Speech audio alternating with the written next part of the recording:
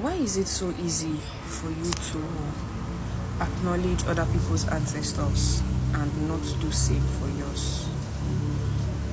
I mean, you know other people's ancestors from the very first person on the ancestral tree to the last person. You know them by name, you know them by act, you know them by character, you know them, you acknowledge them every day of your life. But the one that is directly linked to you, your great-grandfather, the one whose DNA is running through you, you don't even know who he is, you don't know who she is, you don't acknowledge her. In fact, if you see her in your dream, or if you see him in your dream, you wake up and you begin to cast and bind. Why is it so? Why have you purposefully thrown away your birthright? Why have you intentionally disregard what is truly yours, that will never be taken away from you, that can never be taken away from you, that can never be scrubbed off of you? Why? I want us to have this conversation. I want us to talk about this. I really want to know. I'm confused. Very confused. I really want to know why. Why do you feel like if you have not taken what belongs to someone else and thrown yours away, you wouldn't live the life you're supposed to live? Why? So you would accept that the God of Elijah, the God of what are their names? The God of I can't really remember their names right now, but you know the people I'm talking about. You know them. You would acknowledge them. You would accept that their gods are working for you. Their gods are the same gods that are providing for you or whatnot. But the one that is in your family, the father that gave birth to the father that gave birth to your father, his own God is the bad one, right? If he was so bad, do you not think he would have killed you? Do you not think that God would have taken your life if he was so bad? Do you not think so?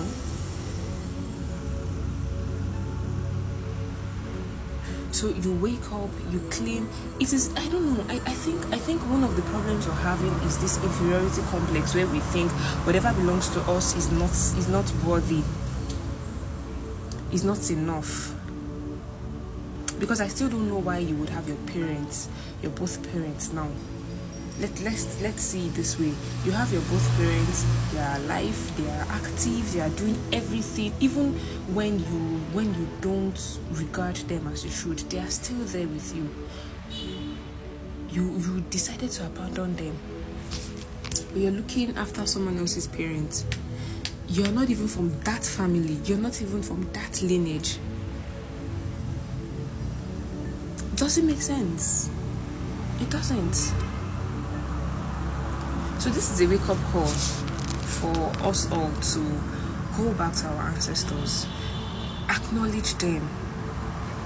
Have you ever taken the time to just sit down and think, okay, my parents met, they gave birth to me. Before my parents were giving birth to, 2 people had met and gave birth to my mom. 2 people had met and gave birth to my dad. Before their respective parents were giving birth to, 2 people had equally met to give birth to one person. 2 people had equally met to give birth to one person. Same on the other hand. These people, they were humans. They had the same flesh as we have right now, rather. The way blood is running through our veins, it did the same when they were on the surface of earth. But now that they've gone into the spirit world, we have seen you, because I'm not even part of you guys, you have seen them as evil. But the people that has nothing to do with your existence are the good ones. No. You need to stop being brainwashed. You really need to stop being brainwashed. Wake up. Remember who they are. Seek their names. Seek questions about their life. You might not even know maybe what you're going through right now. Maybe one of them had gone through it and they've seen how things would go if you do this, how things would go if you do that, and you can seek guidance from them. They are there. It hurts them. Now let's be serious. It hurts them when they see you going through a lot of difficulties and you don't turn to them for answers, because they have the answers. They still guide you in the little ways they can, because one thing is that if you're not allowing something, if you're not allowing a certain energy, it will not come through. Even if it does, there is a limit. There is a limit. So remember your ancestors, please.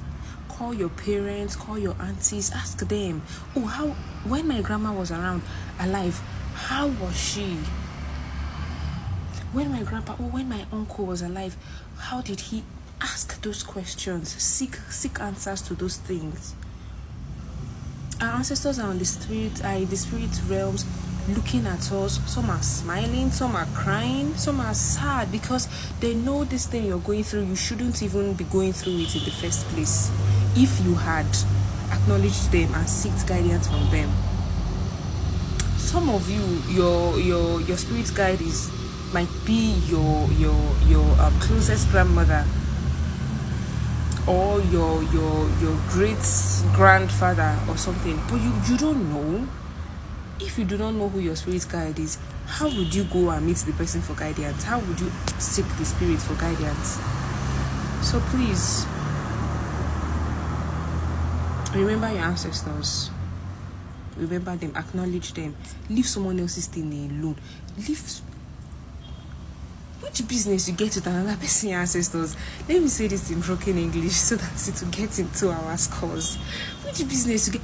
Why you dey find person ancestor when your own day where you dey?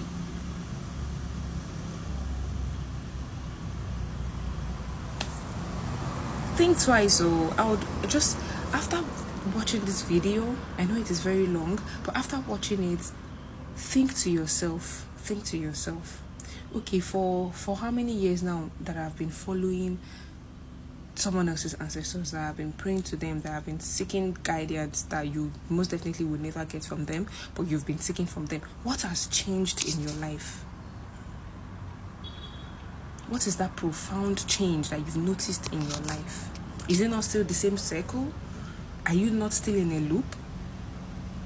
Now take a step backward. Go after what is truly yours and see if you would not see changes. So please, let's acknowledge our ancestors. Let's go back home.